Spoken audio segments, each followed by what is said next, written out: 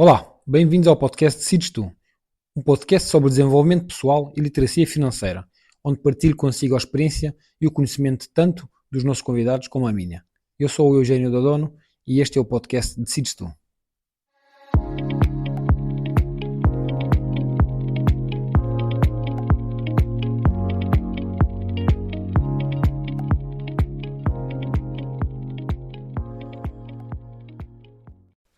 Olá a todos, bem-vindos novamente ao podcast Decides Tu. Queria agradecer antes de mais pelas partilhas e por ouvirem o podcast e também pelo feedback que foram dando. Obrigado também aos convidados que têm aceito o convite para partilhar o seu conhecimento e a sua experiência. E hoje venho aqui falar sozinho sobre um pouco sobre poupança e investimentos. E queria partilhar que estava um dia desses já a tomar café e aproximou-se de mim um conhecido meu e todo entusiasmado disse-me: Epá, Eugênio, na semana passada investi 500 euros em criptomoedas, mas queria investir também em ações. O que é que tu me tens a dizer sobre isso? Claramente que o felicitei por este passo e pela vontade, mas tive que abordá-lo, claro, com algumas perguntas antes de argumentar a partilha dele. Perguntei logo: tens fundo de emergência? Resposta: não. Tens um orçamento mensal? Resposta: não. Tens um planeamento ou objetivos do que é que queres? Uma vision board, ou se tens algo em mente sobre os teus sonhos ou onde queres chegar? Sabes o que é que são criptomoedas? Sabes o que é que são ações ou ETFs? Como sabes em que investir e onde? Ou seja, em que plataforma ou em que corretora?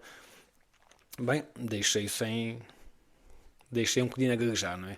Ou seja, ele não tinha resposta para isso tudo e nem sequer tinha preparado isso tudo antes de começar a investir. Por isso, disse-lhe o seguinte: olha, cada um faz o que quer com o seu dinheiro, desde que esteja consciente que existe risco, especialmente para quando nós estamos informados ou para quando o conhecimento é pouco. Mas vou deixar aqui uns conselhos de uma forma muito abreviada. E também digo assim aos ouvintes que o que eu vou dizer não serve de aconselhamento financeiro, mas sim, simplesmente é uma opinião, é uma partilha de conhecimento da minha parte. E estava a dizer, antes de partirmos para os investimentos, devemos pensar em começarmos a construir um nosso fundo de emergência. Ou seja, o fundo SOS. E até podemos fazê-lo ao mesmo tempo que os investimentos. Ou seja, em vez de mensalmente colocarmos 200 euros no fundo de emergência, ou seja, a totalidade da nossa poupança no fundo de investimento, no fundo de emergência, podemos separar 50-50, ou seja, 100 para o fundo de emergência e 100 para o investimento, seja em PPR, seja em criptomoedas, seja em que for. E estava a dizer, depois tens que conhecer o teu perfil de investidor. Se és um investidor conservador, moderado, dinâmico ou arrojado. Como é óbvio, ele não sabia o que isso queria dizer, né? Um, um investidor conservador é um investidor que procura produtos com garantia de capital investido. E este investidor é avesso aos principais riscos de capital, rendimento e liquidez. Já o moderado é um investidor que procura produtos com a garantia de capital investido, mas que está disposto a assumir um prazo mais longo e algum risco. Já o dinâmico trata-se de um investidor que procura uma rentabilidade superior à média do mercado e está disponível para a aplicação de médio e longo prazo e também aceita um risco maior e algumas perdas de capital investido. E por fim o arrojado. O arrojado, posso dizer, eu costumo dizer que é o mais abusado. É um investidor que procura produtos com uma rentabilidade mais elevada e quando comparada com a média que o mercado apresenta. E está disponível para aplicações financeiras com um horizonte temporal relativamente mais curto e também está disposto a assumir o risco de perda total ou até superior ao capital investido. Por isso, como estou a ver, maior o risco, maior o ganho. Menor o risco, menor o ganho. E nunca se esqueçam que almoços grátis não existem. E se queremos dar o passo seguinte e começarmos a investir, devemos ter em mente que o dinheiro que disponibilizamos para investirmos deve ser dinheiro de qual não precisamos para o nosso sustento e nem para a sobrevivência mensal ou do dia a dia da nossa família. E são valores dos quais podemos prescindir no presente. E quando realizamos os investimentos, devem ser de acordo com o nosso perfil de investidor. Pois quando investimos esta ação não nos deve tirar o sono. Devemos dormir a noite tranquila sem pensarmos nas decisões financeiras que tomamos. Ou seja, não devemos, se vamos nos deitar à noite e se vamos pensar que aquele dinheiro pode estar a subir ou pode estar a descer, e se ele estiver a descer, estivermos a perder uma boa soma, vai nos tirar o sono. Então esta ação não deve ser feita. Não é para nós e nem é para o nosso perfil de investidor. Antes de escolhermos qual é ativo que queremos investir, seja em ações, em ETF, em REITs ou peer-to-peer, em fundos de investimento ou em criptomoedas, devemos ter conhecimento sobre o que cada ativo representa. Ou seja, o que é e como decidirmos onde e quando devemos investir. E isto requer mais conhecimento e mais formação. Logo, mais tempo investido neste pré-investimento. Um conselho que deixo a todos é que nunca coloquem os ovos todos no mesmo cesto. E eu deparo-me isso muitas vezes com amigos, com conhecidos, que todos investem somente num ativo financeiro, seja em criptomoedas, seja num tipo de mercado de ações, por exemplo, no tecnológico, ou somente numa área geográfica, somente nos Estados Unidos, ou somente em França, ou somente na Alemanha. E isso deve ser tudo diversificado, tanto a nível de mercado de ações, como a nível geográfico. E se queres, e também se queremos fazer qualquer tipo de investimento, primeiro também temos que saber qual é a corretora que vamos usar para fazer as tais transações. E temos que nos informar o que é que são ações, o que é que são criptomoedas, o que é que são os PPR, o que é que são os certificados da Aforo, tudo isso, o que é que representa, para não estarmos a investir às cegas, investir num produto como se fosse um jogo de sorte ao azar. Não podemos fazer do investimento um casino. Isso investir dinheiro não é jogar, não é apostar se sai vermelho ou se sai preto. Por isso, temos que nos informar sempre antes de realizarmos qualquer tipo de investimento financeiro. Por exemplo, um PPR na forma de fundo de investimento também pode ser um ativo interessante, principalmente no benefício fiscal que ele nos oferece e que podemos obter no reembolso do IRS. Eu vou aproveitar para dizer que num próximo episódio que farei sozinho, irei falar somente sobre o IRS e sobre o benefício fiscal do PPR, que até pode ser para quem recebe ou paga IRS, é sempre bom para acrescentar algum valor a este montante. Mas agora, voltando para o início, antes de começarmos este nosso processo de poupança e investimento, também é muito importante termos o nosso orçamento mensal, pelas razões que já tinha referido. O orçamento mensal, o que é que ele nos oferece? E vamos supor que conseguimos fazemos o registro das nossas despesas fixas e variáveis durante 6 meses. Temos uma amostra de 6 meses. Vamos ter uma vista sobre o panorama geral durante esses 6 meses sobre a nossa vida, sobre os nossos consumos. As despesas fixas. E mesmo nas despesas fixas nós conseguimos fazer algumas alterações, como por exemplo mudar o fornecedor da eletricidade, mudar o fornecedor da televisão por cabo,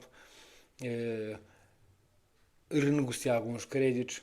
E nas despesas variáveis conseguimos ver durante 6 meses o que é que consumimos, quais são os valores que consumimos, seja em alimentação, seja em lazer, ou em compra de roupas, o que for, quais forem as nossas necessidades. E conseguimos identificar onde podemos poupar mais dinheiro, ou se existem compras ou consumos que são desnecessários para a nossa realidade, para a nossa vida. E assim conseguimos aumentar também o valor que podemos poupar ou investir. E há um erro muito grave que a maioria das pessoas fazem, que é o que sobrar é o que vamos poupar. Está errado. Completamente errado. E de certeza que todos já ouviram que a primeira coisa a fazer quando recebemos o nosso ordenado é pagarmos a nós próprios. Ou seja, recebemos o nosso ordenado, o primeiro pagamento que deve sair da nossa conta é o dinheiro que vamos poupar ou vamos investir para o nosso futuro ou para um objetivo que a gente tenha. Não deixem isso para o fim, porque vai haver sempre algum percalço, vai haver sempre algum acidente, alguma coisa onde vamos gastar o dinheiro e quando chegarmos ao final nada me sobrou e se calhar com algum azar estará a conta em negativo. E depois começa uma bola de neve que não para de crescer. Outra ferramenta que não pode faltar é um plano de ação, ou seja, como vamos conseguir fazer estes passos, como vamos conseguir ir do ponto A ao ponto B. E junto ao nosso plano podemos adicionar a nossa vision board para que não nos esqueçamos dos nossos sonhos e objetivos. E após o meu amigo ter-me ouvido, pegou numa folha, numa caneta e apontou tudo o que eu tinha dito para ele depois fazer a sua análise, fazer a sua reflexão e adequar o que tem que adequar à sua vida e à sua realidade. E assim, se calhar, pode ser que reinicie a sua jornada financeira de uma forma um pouco mais racional e mais informada. Aqui em relação ao fundo de emergência,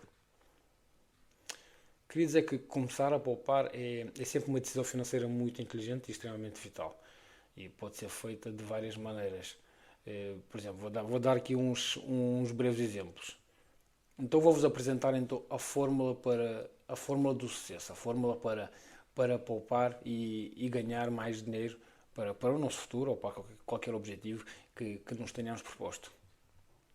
Estou a brincar, não existe a fórmula do sucesso. Existem simplesmente etapas que podemos aplicar à nossa vida e se forem bem cumpridas, de certeza que lá chegaremos aos objetivos que nos propomos. Por isso, a fórmula do sucesso, esta fórmula não existe, são simplesmente, como disse, etapas que dependem somente de vocês. E começar a poupar é uma decisão financeira inteligente e extremamente vital. E pode ser feita de várias maneiras. E posso dar aqui alguns exemplos por onde podemos começar a poupar. Temos que estabelecer metas financeiras objetivas e claras, não difíceis de alcançar, claro. Porque é que devem ser claras e fáceis de alcançar? Porque se nos comprometermos com objetivos difíceis e se falharmos podemos enfrentar um sentimento desmotivador, o que poderá levar-nos a desistir dos planos. Mas se os objetivos inicialmente forem de fácil concretização, a probabilidade de ficarmos motivados é grande, o que nos levará a querer vencer mais e alcançar mais objetivos.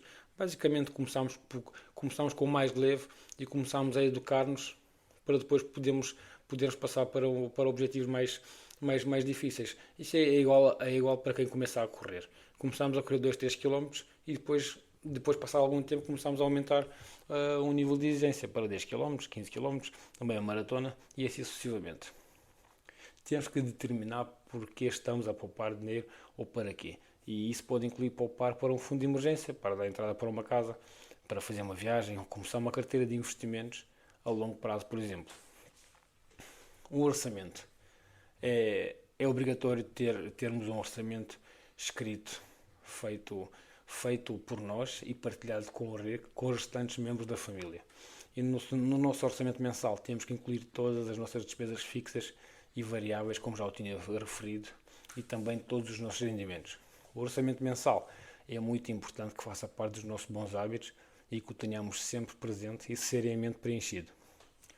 O orçamento deve ser uma ferramenta executada e falada no seio da família, onde façam parte desta comunicação a esposa e os filhos, para que eles também estejam cientes das dificuldades que existem e também dos objetivos que nos propusemos a alcançar. E é muito importante que sejamos consistentes na criação, organização e concepção deste orçamento. Automatizar as nossas poupanças. Como assim automatizar? Se não estamos sempre a cair na tentação de gastar o dinheiro e não estamos a conseguir poupar, então podemos automatizar as poupanças. Basicamente vai de encontro àquilo que disse anteriormente, que é temos que nos pagar a nós próprios em primeiro lugar. E quando automatizamos as poupanças, essa poupança é a primeira coisa a sair da nossa conta antes de iniciarmos qualquer tipo de despesa.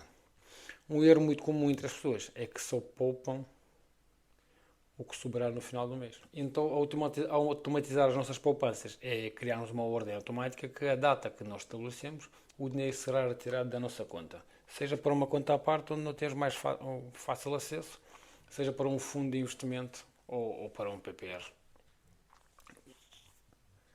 Mas de uma forma automática, o dinheiro irá ser retirado da nossa conta e a seguir a esta saída podemos iniciar um mês financeiro sem contarmos com aquele montante que saiu, como se não existisse.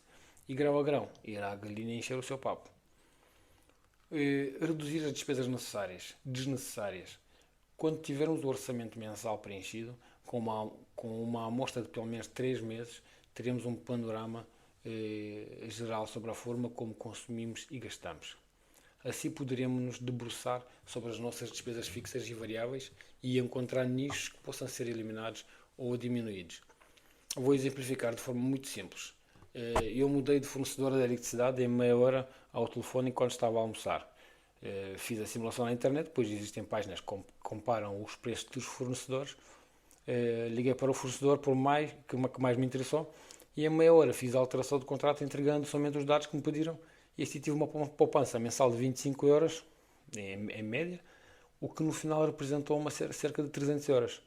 Eu tenho o fornecedor mais barato de telemóvel e utilizo-o por cabo de mercado. Porquê? Porque o tempo que passo em casa não me permite usufruir muito e com a melhor qualidade possível do serviço, nem da velocidade e qualidade da internet, o que tenho é suficiente. E esta mudança permitiu-me ter mais de 250 euros anuais em poupança.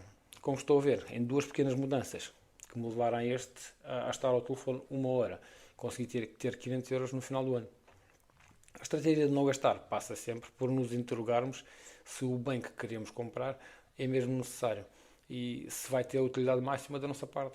E quando por impulso quero comprar um par de ténis que estou a ver na montra, mas eu sei que não preciso deles, a estratégia é: volto amanhã e amanhã irei decidir. E verão que no dia seguinte a vontade de comprar o par de ténis já não será a mesma. Devemos criar o fundo de emergência para nós e para a nossa família. O fundo de emergência, como já tinha falado antes, mas agora vou falar um bocadinho mais detalhado sobre ele, é desvalorizado por muita gente. Mas eu pessoalmente acho indispensável, pois já precisei dele muitas vezes. E sempre foi o meu porto de abrigo financeiro nos momentos mais difíceis ou em momentos inesperados. Vamos imaginar que a sua máquina de lavar roupa, que é extremamente necessária, pois todos precisamos de lavar roupa, não é? Avaria. E vai precisar de comprar uma. É uma despesa com a qual não estava a contar, mas ele apareceu. E agora? Não tem dinheiro, ou vai ao fundo de emergência, se o tiver, ou vai comprar a máquina a crédito.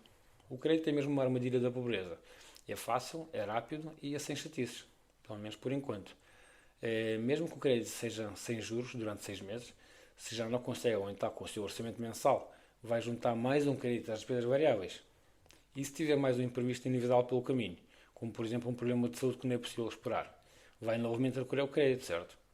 Por isso, esta bola de neve pode crescer muito e rapidamente, sem darmos conta. E depois parar de desfazer, pode levar ao seu tempo e fazer muitos danos pelo caminho. Tal e qual como uma bola de neve que vai aumentando o seu tamanho enquanto desce pela colina abaixo e depois rebenta toda quando se bate contra um muro. A mesma coisa pode acontecer na nossa vida, não é? E aí destroem-se famílias, destroem-se casas, destruímos o castelo que tanto custou-nos a fazer crescer, não é? Um fundo de emergência servirá para isso, para nos acudir nos momentos mais difíceis e normalmente um fundo SOS deve ser composto no mínimo por 6 meses das nossas despesas totais. Ou seja, se a minha família gasta todos os meses 1500 euros para viver, então o meu fundo SOS deve ter um mínimo de 9000 euros. O ideal seria em 12 meses, mas como os tempos andam, até os 3 já poderiam ser uma boia de salvação temporária. E agora vocês perguntam, isso é fácil de falar, mas como é que eu vou conseguir poupar tanto dinheiro? É verdade, eu nunca disse que é fácil, nem para mim foi fácil, nem o está a ser, não é? Mas também não é impossível. E mais vale demorar 10 anos a juntar este dinheiro do que nunca o tentar fazer. E há uma coisa que vos garanto, é que à medida que conseguimos poupar mais tempo e vamos aumentando o valor de forma gradual, mais iremos conseguir poupar, porque ficaremos motivados em ver este valor aumentar e assim iremos comprovar a nós próprios que é possível. E sem dúvida uma coisa leva à outra, quando ficamos mais motivados e vemos que o bolo está a crescer, tentamos sempre de uma forma natural procurar mais formas e mais vias de conseguirmos mais valor para a poupança e também um pouco mais rápido. Outra pergunta que pode surgir é: onde guarda o fundo de emergência? Certamente não será debaixo da almofada, pois o bicho papão chamado de inflação dará cabo do vosso valor, do valor do nosso dinheiro, pois perderemos poder de compra, como toda a gente já sabe, pelo menos penso eu. Por exemplo, se hoje com 5 euros comprarmos 5 kg de arroz, daqui a 2 anos garantidamente que com 5 euros já não compraremos a mesma quantidade de arroz. Portanto, o fundo de emergência deverá estar guardado no lugar onde haja rápida liquidez e que o risco seja próximo de zero. O risco zero não existe, como já tinha dito, não há almoços grátis e só existe no caso de querer perder dinheiro na mesma com comissões ou inflação. Este exemplo, não ser de aconselhamento financeiro, somente um exemplo e uma opinião. O fundo de emergência pode ser guardado, por exemplo, em certificados da Aforo. Atualmente os 2,5%, já tivemos os 3,5% que foram muito bons, os 2,5% em juros que os certificados da Aforo entregam. Atenção, são os juros compostos, estou abaixo da inflação. Mas os certificados da Aforo eu pessoalmente não o vejo como investimento, mas sim como um cofre que guarda o meu fundo do fundo SOS e devolve-me algum dinheiro em juros. Os certificados não são 100% seguros, pois como todos os ativos financeiros têm o seu risco, mas o risco aqui é muito pequeno mesmo, somente em caso de falência do governo português. Infelizmente não é impossível, ou em caso de alguma calamidade natural de grandes proporções, por exemplo. Para subscrever os certificados da Aforo, o mínimo de subscrições são 100 unidades, ou seja, 100 euros, e o montante depositado pode ser levantado somente 3 meses após a data do depósito.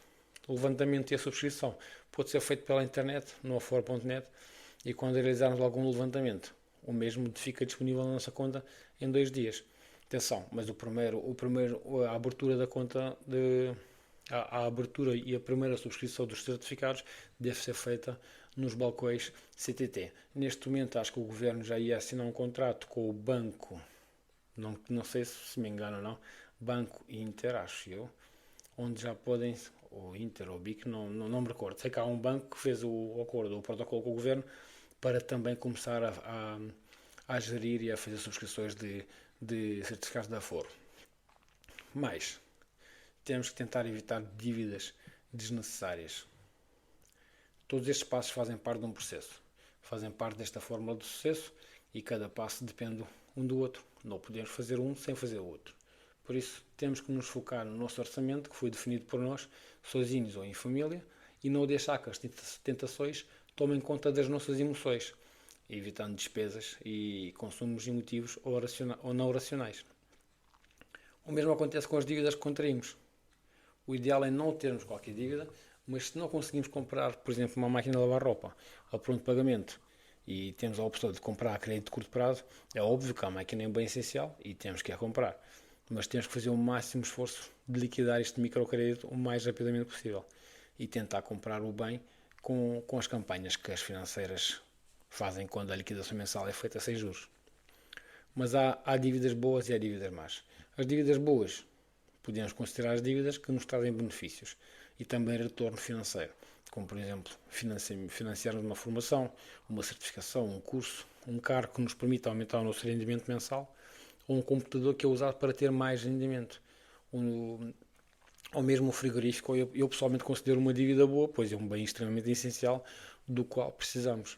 Mas como já tinha dito, esse bem deve ser liquidado no prazo mais curto possível.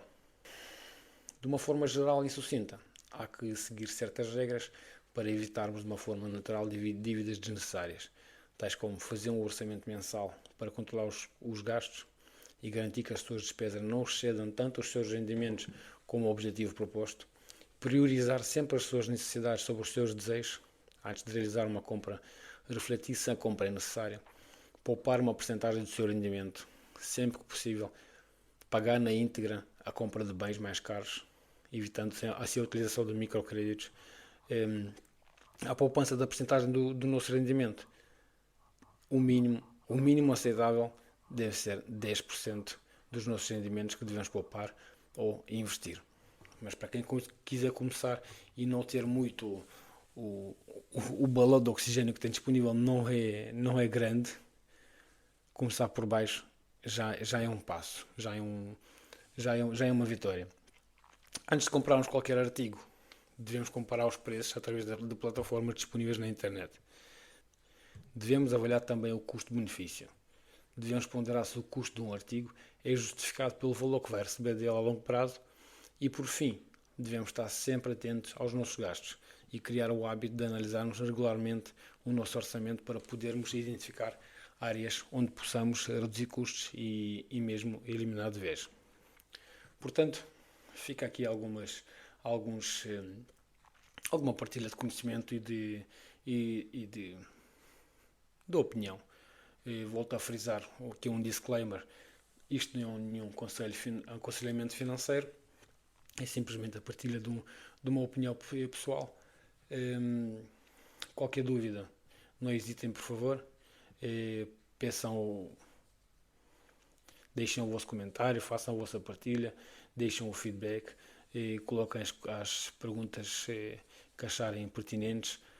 Sem dúvida que se aprofundássemos mais no assunto, ficaríamos aqui muito mais tempo. Por isso agradeço o tempo perdido e o facto de terem ouvido o podcast, e também a quem acompanha semanalmente.